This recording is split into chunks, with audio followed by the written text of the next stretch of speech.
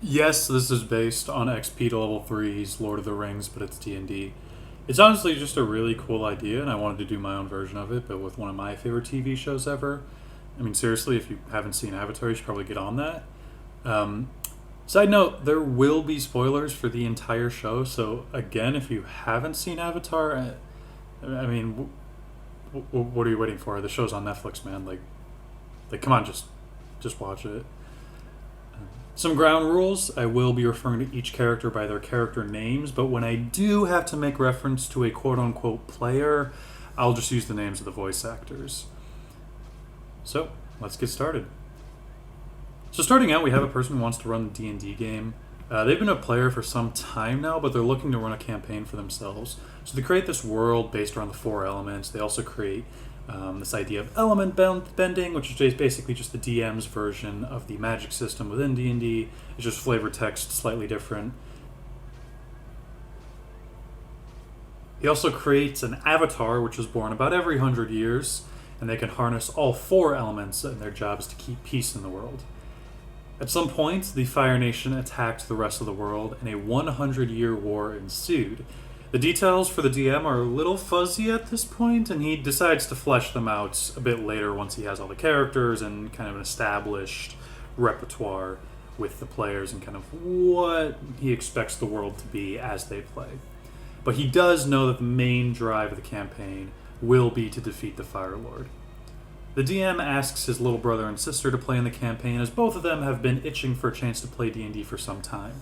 They also ask one of their friends to join the campaign as well, and they begin to roll up characters. The DM's sister rolls up a waterbending character named Katara, and she asks the DM if she can be the only waterbender from their village. The DM reluctantly agrees, deciding to move the rest of the waterbenders up to the North Pole. And this actually kind of works in the DM's favor the more he thinks about it. It gives the party a task right out of the gate. The DM's brother, Jack, can't really seem to get a hand on the magic system of the game, so he decides to make a fighter named Sokka. But he got really unlucky rolls, so he's kind of a terrible fighter.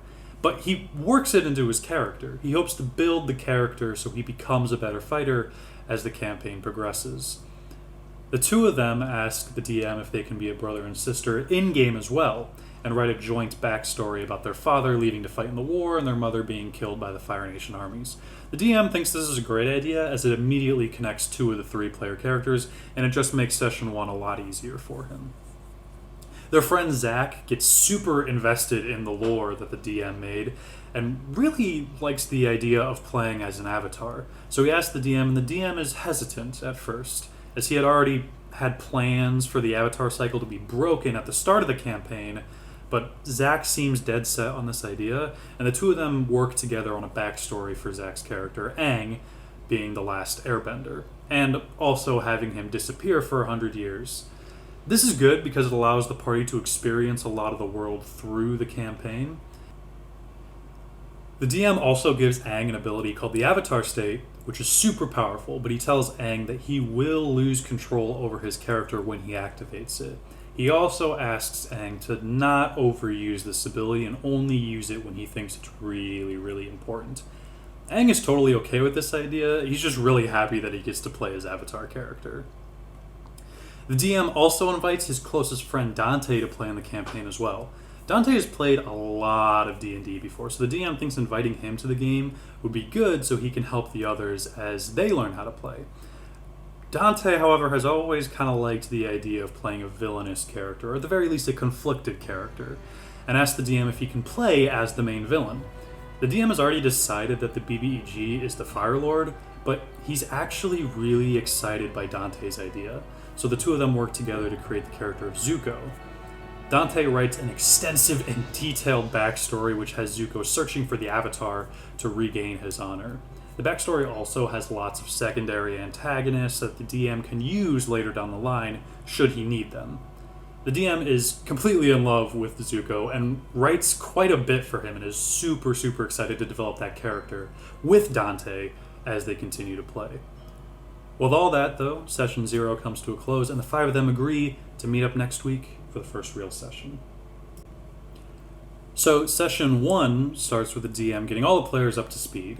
The players understand that the Avatar has vanished, Sokka and Katara are stuck in their small village, and that the Fire Nation are the main threat here. Very quickly, everything is understood, and the dynamics of the campaign are addressed. The four players sit around the table. Sokka, Katara, and Aang don't actually know what class or what type of character Dante's playing yet, since he couldn't make it to Session 0 and instead made his character on his own, communicating with the DM every step of the way. Anyways, the game starts, and Katara and Sokka are fishing. The DM informs them that this is something that they need to do. The two of them have some very brief roleplay before Katara tests out the magic system of the game. After all, it is her first time playing D&D. She rolls low, however, and ends up soaking Sokka in water. Sokka now decides to add in a little bit to his character that he thinks this bending stuff is really weird and not very cool. And the two have a brief argument before their ship is set off course. Sokka is asked to make a few skill checks, but fails them, and the two are kicked off the boat. The two have an argument, and the DM describes that during the argument, Katara is unknowingly breaking an iceberg behind him, hinting at her future power. Finally, the iceberg breaks, and a strange glow emanates from it. The two investigate, and after a few moments, Aang's character is revealed. Aang is really into the idea of roleplay romance, and kind of has a crush on Katara, so before introductions are even made, he asks Katara's character on a date. And the three of them have some awkward roleplay, but the DM gives the party a flying bison named Appa, which Aang had written into his backstory but did not expect to have during the campaign. During all of this, Zuko and the DM are texting each other. The DM tells Zuko that he saw the iceberg break, and Zuko, knowing how D&D works, assumes that it must be the Avatar and gives chase. The DM creates an uncle NPC that Zuko is traveling with, and the two share a brief roleplay exchange via text. The rest of this session, up until late game, is a lot of roleplay, as Aang, Katara, and Sokka kind of learn how to play D&D. Zuko doesn't really get that much to do, but he's totally okay with it. He's just really excited to finally be playing this character. During some of the roleplay, Aang and Katara stumble across a destroyed Fire Nation ship, and we learn a bit about Aang's backstory. The DM tells Katara that she knows that the Airbenders were wiped out and killed 100 years ago. Aang would also learn this as they explore the Fire Nation ship. The two aren't exactly careful, though, as they're exploring through the ship, and they accidentally trigger a trap, which does alert Zuko to specifically where they are. Aang and Katara retreat back to the village, and upon arriving, Sokka RPs that he would justifiably be upset at Aang for setting off the trap. He's risked their village. Katara steps up to defend Aang, and the two RP an argument. Katara can kinda tell that the party should leave their village at some point for the campaign to progress, so she sides with Aang, and the two make to leave. Sokka intervenes and asks her if that's really what Katara's character would do, and Katara stops and agrees with Sokka and returns to the village, and Aang sets off on his own. Sokka knows that they really haven't had combat yet. A lot of this session has been just roleplay and a lot of rules explaining via gameplay. But he's really excited to get to this combat, and he knows that enemies are coming pretty soon, so he gears up for it. The DM narrates how a Fire Nation ship approaches, and Sokka he's super pumped for this. He even takes the time to RP himself, putting on warrior makeup, which the DM takes and then adds it to his lore for the Water Tribe warriors. Finally, the ship arrives and out steps Zuko. The DM asks Zuko's player to describe himself to the other players, and everyone is stunned. A player villain. Zuko is super in character, though, and doesn't seem to notice, and shocks everyone with his RP. He is fully in character every second he's at the table. He demands to see the Avatar, but with no luck.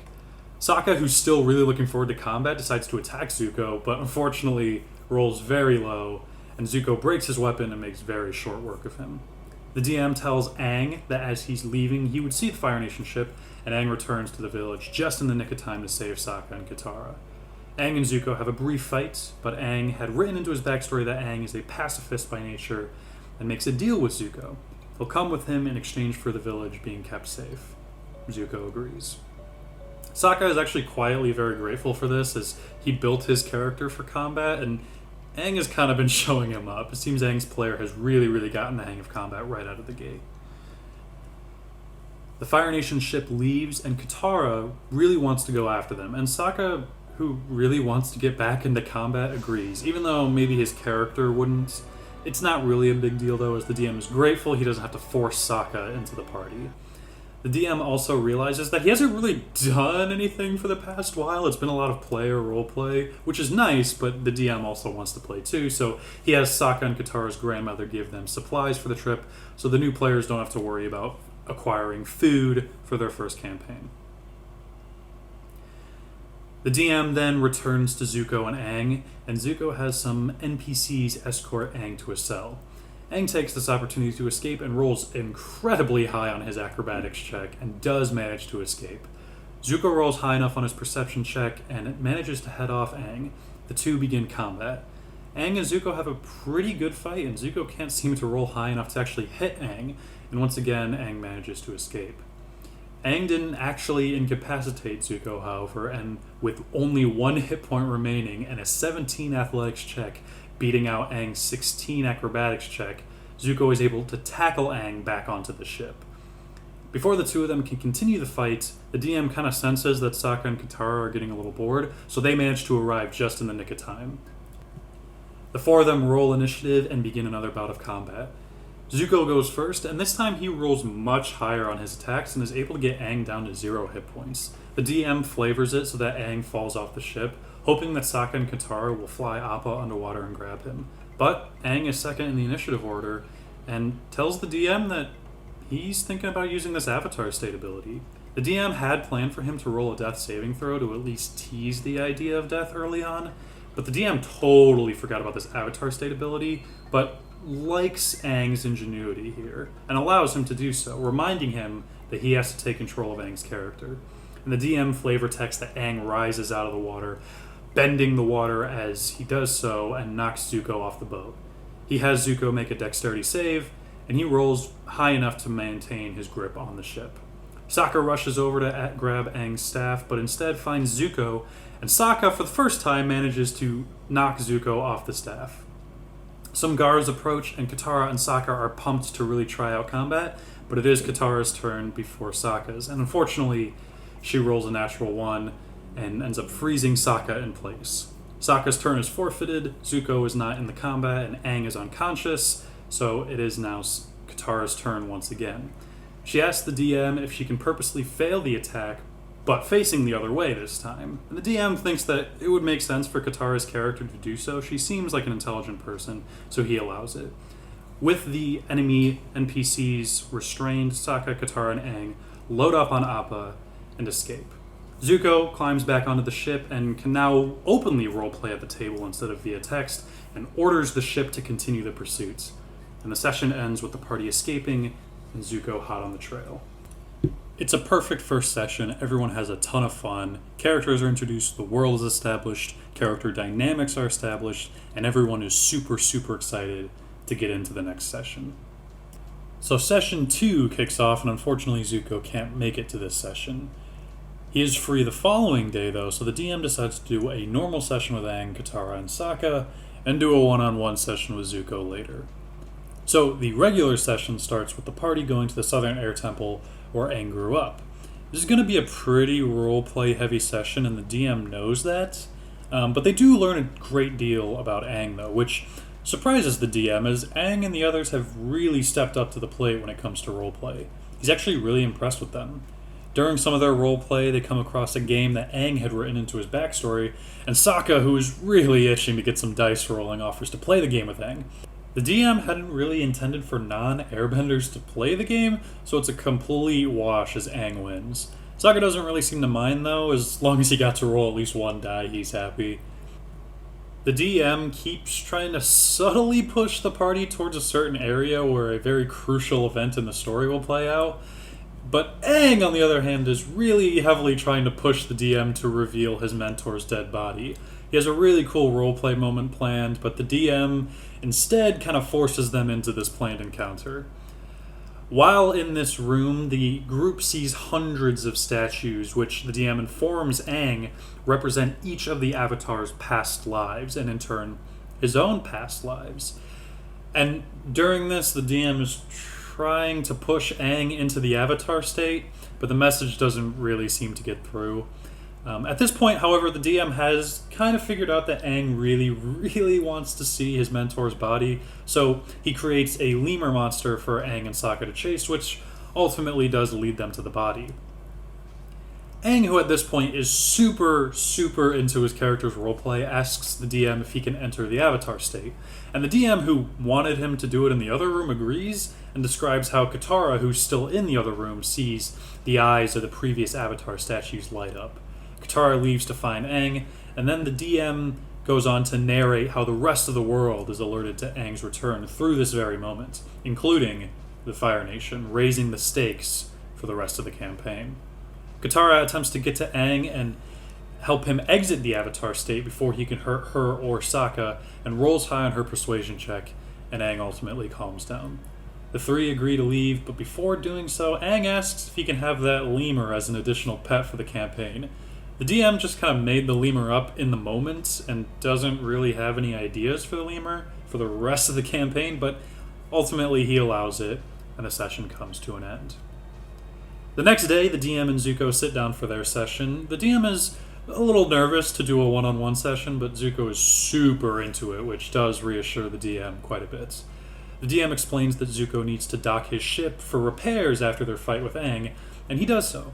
The DM begins to flesh out the Uncle NPC character as the two of them kind of role-play back and forth. At the dock, the DM introduces a new character named Zhao, who can act as an antagonist to both Zuko and the party. You see, the DM's end goal here is to get Zuko to ultimately switch sides and join the rest of the party, and he's hoping by making Zhao an enemy for both, that can happen sooner rather than later.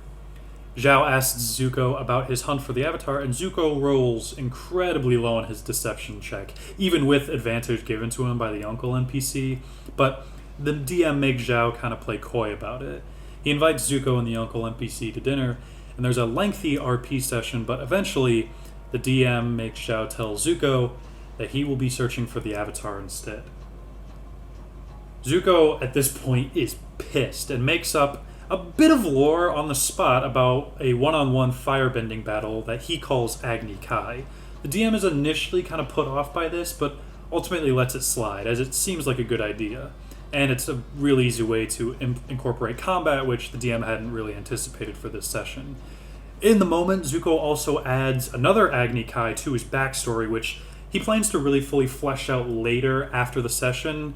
Zuko had written into his backstory that his character was scarred over his eye, and only just now kind of thought about how to incorporate that specifically into his backstory. Again, Zuko agrees with the DM to flesh that more out later after the session, but for right now, Zuko's kind of mind is a little preoccupied with that. Getting back to the session, though, Zuko and the DM initiate combat. Zuko moves first in the initiative order and unfortunately misses most of his attacks, and the few that do hit do very minimal damage. Next goes Zhao, and in an amazing string of quote-unquote DM luck, hits all of his attacks, knocking Zuko prone. The DM really wants to cement Zhao as an intimidating foe, so he maybe flubs a few rolls here and there. Zuko, who is super into his character, is totally okay with him getting his ass handed to him. Zuko's turn again, and instead of attacking, he attempts to trip Zhao, and Zhao fails his dex save, allowing Zuko to get back to his feet. And then Zuko, who took a level in Fighter on level up, uses Action Surge to keep Zhao off his balance, and Zhao ultimately falls prone. The DM loves when players are creative, especially in combat, so he's super chuffed with Zuko at this moment. Zuko ultimately decides to spare Zhao and end combat a little bit early. As he's leaving, Zhao attempts to attack Zuko, but the DM has the Uncle NPC step in and prevent the attack. The two return to their ship, ending the session. So for the third session, everyone can make it this time, but Zuko's going to be a couple hours late. He's a bit older than the rest of the party, so he doesn't really have time to be there once a week, every week, as much as he would like to. Sokka, who at this point has felt a little left out of the last session, and by extension the sessions before, asks the DM if he can invite his girlfriend to play with them. She won't be able to play weekly, but she can for this one session. The DM agrees, and she and the DM communicate through texts about the lore. She's super into the lore and writes up a monk character named Suki, and creates a bunch of lore about this group of fighters she calls the Warriors of Kyoshi. The The DM is totally down with this, and everything is set for the next session. In fact, he kind of retcons a couple previous avatars before Aang to be this warrior Kyoshi. Regardless, the party makes their way to an island called Kyoshi Island, and everyone is super hyped, and Sokka especially is very excited to play this session. The DM creates these giant fish that live in the waters near the island, and Aang attempts to ride the fish and succeeds in his animal handling check. The DM has the party make perception checks, which Aang and Katara fail, but Sokka succeeds, seeing a massive koi fish in the waters. He warns Aang, and Aang makes it, luckily, just barely, back to shore. Sokka is super amped for more combat, so he gets ready to fight the giant koi, but the DM really wants Suki to be involved in that fight, so he has the party get ambushed by the warriors of Kyoshi. Suki is super into the roleplay, so she doesn't metagame in the slightest, and isn't convinced Aang is the Avatar until he starts airbending. The party is pardoned, and the rest of the session is roleplayed as they try to skillfully waste time until Zuko can get there. Sokka and Suki do a lot of roleplay together, and Sokka actually levels up this session and takes a point in Monk, which the DM is hesitant to allow a new player to multiclass so early, but Sokka really has a handle on his abilities, so the DM allows it. Meanwhile, Katara and Aang are role-playing quite a bit as well, and Suki, who is seeing this kind of budding romance roleplay play out, is trying to subtly nudge Sokka and her to go in the same direction. Aang can kind of sense that the DM is hoping for a fight with that koi fish, so he goes and tries to fight it. Katara goes with, but the DM was really hoping for all four of them to fight the koi, so instead, after a few rolls, he allows Katara and Aang to get away from the fish. Luckily, after lots of downtime, Zuko gets to the session just in time, and combat begins. At this point, though, it's already getting pretty late, but Suki, Sokka, and Zuko have a brief combat until Aang shows up and fights Zuko, while Suki and Sokka decide to fight some regular Fire Nation soldiers. But again, it's pretty late, so the party decides to leave. Suki won't be able to play weekly, at least not right now, so she stays behind, but not before in-character kissing Sokka. The party leaves, and just as everything is about to wrap up, the DM describes how the village is completely engulfed in flames. It's not looking good for Kyoshi Island. Aang can kind of tell that the DM is still disappointed that he didn't get to use the stat block for the giant koi fish, so on a whim, he jumps off Appa and attempts to wrangle the koi fish into spraying the village with water. The DM has Aang roll in animal handling, and he succeeds with a whopping 24. The village is saved, and the session ends with everyone overall satisfied with the session. So the fourth session comes around, and unfortunately only Aang can make it to this session. Everyone else wants to, but life happens, and it's just Aang and the DM at the table. The DM takes this as a blessing in disguise, however, as what he had planned for next week wasn't fully finished yet, so he's kind of grateful. Aang still really wants to play D&D though, so the DM quickly remembers a character in Aang's backstory named Boomy, who is a very quirky character. He has Boomy capture the Sokka and Katara and threatens to kill them. The DM quickly throws together a few challenges for Aang to solve in-game, has him roll a few skill checks, and after only about an hour or so of game time, they call it a night.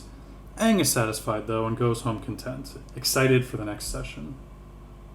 And that's going to do it for part 1. Bit of an anticlimactic ending, I know, but I'm hoping to do 5 episodes per part, and we still have a lot of the show left to cover. But regardless, thank you guys so much for watching. Look forward to the next one, which should be up very, very soon, and take care of yourselves.